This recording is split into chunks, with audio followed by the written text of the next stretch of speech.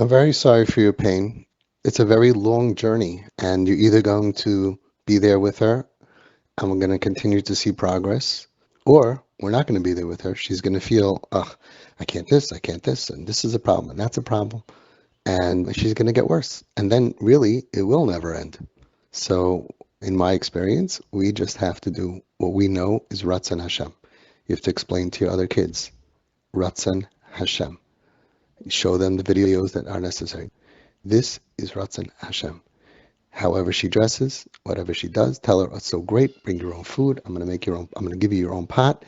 Respect her. She'll respect you. She's not expecting to trafe up your pots. Tell her that's great. Go ahead.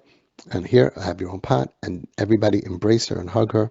Everyone should have a card for her and a gift for her and make her feel comfortable. The kids can grow up understanding that they have an aunt or a cousin that's not from. We all grew up like that 50 years ago.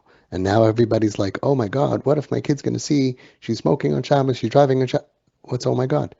Tell them, not everybody is from.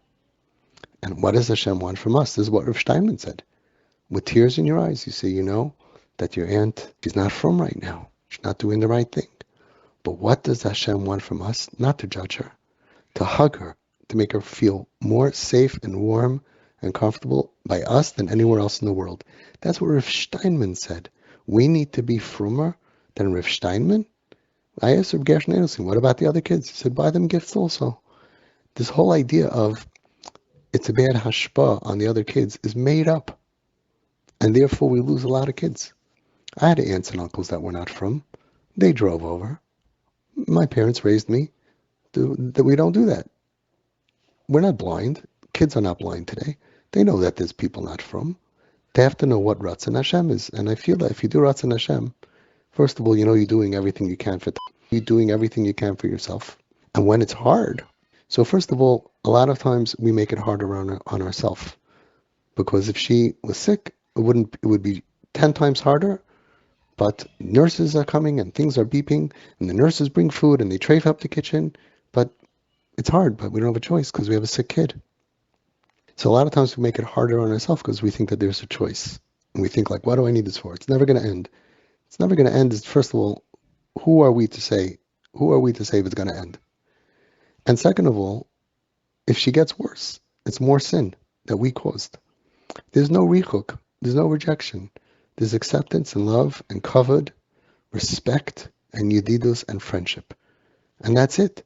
Make believe she's a guy from across the street and you just love her and expect, don't know, whatever you want. That's draw her in. And yeah, sometimes you'll have an issue, but there is no rejection. And is it tiring? First of all, it could be a lot less tiring if we accept that this is our lot and we're doing Ratzon Hashem. And a lot of Yiddishkeit is tiring. Yom Kippur is very tiring. We get paid. Lefum tzara agra. So on the part that's left that it's hard, we're doing Ratzon Hashem. And we do it, and look at the video I have of the Zohar HaKadosh. We're doing it because we get paid. Just like every mitzvah, we get paid. The schar to draw her in, to try to draw her in, is, the Zohar HaKadosh says, you're zeicha to have nachas from your children and your grandchildren. Which the tzaddikim say means nachas from your children, your grandchildren. It's the biggest segula for your children, that their children should grow up in the Derech Hashem, by trying to draw in those who fell away. Nobody knows what's going to happen to the grandchildren, but this is a segula to bring them in closer. It says beferish. It's so clear. You try to run after the sinner. You try to bring them in according to the tzaddikim. How could you lose? Whatever we would lose means we would have lost much more. We have to have emunah. So I'm sorry that it's hard. Saving souls is hard. Much easier to lose souls. Much easier to say, don't park here, don't do this, can't do this, don't bring that. And I remind you that in this case, really in every case, we're talking about, like Rabbi Gamliel Rabbanovich said, Avi, when you try to save one soul, you're saving 1,000, because his father survived the Holocaust. One person, when he died, there were 1,000 offspring at the Levaya. He said, every child you have to look at as 1,000. But in your case, you actually are not talking about a fantasy. You see her children. The more that you hug her and you hug them, the more chance that they are growing up with influence. I have uncles, I have aunts. They're so nice. They're so calm. They're so loving. Yiddishkeit is beautiful. Instead of making Yiddishkeit into something that's ugly and that's disgusting. Oh, you can't come here. You can't dress like this. I don't want my kids to see this. I don't want my kids to see that. That's not Yiddishkeit. I hope that this helps you and you can play this to your children. I hope it helps them.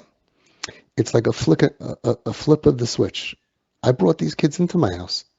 I raised my kids. I didn't have to. I brought in, and they saw kids smoking on Shabbos. Does that make them want to smoke? It did not make my kids say, ooh, one day when I grow up, I'm going to smoke on Shabbos because everybody is okay with it. People don't become as bad as possible because their parents or their grandparents are going to be okay with it. They only become bad when they have pain and trauma. Everyone a little bad, a little good, within a certain nekudas habchira. But nobody's going off the derech, according to everybody, unless they suffer through pain. So the children, the grandchildren will be fine. Be'ezrat Hashem, if they don't have their own pain and trauma. We explain to them. We have to teach them. Sukkahs, we sit in the sukkah, but it's cold. Yeah, but it's Ratzon Hashem. Let's put on a sweater and we'll sit in the sukkah. Yom Kippur, we fast, but I'm hungry. Yeah, it's Ratzon Hashem. It's for our benefit. And we, as they get older, we explain to them. Over here also. But I don't want my children to see. It's Ratzon Hashem. We're saving souls. The biggest mitzvah of our dar. There's no question that that is the tafkid of our dar. And all the tzaddikim have said that it's more important to Hashem than any Torah and mitzvahs. The Zohar HaKadosh says. Zohar HaKadosh, Parashas Truma. What can your children do for Hashem more than helping their sister or sister-in-law? Nothing. No Torah, no mitzvahs are going to get the schar that they get for trying to be makarev their sister or sister-in-law. I hope this is helpful. This is Avi Fishoff from Twisted Parenting. To be added to my broadcast, please send a WhatsApp request to 718-902-6666.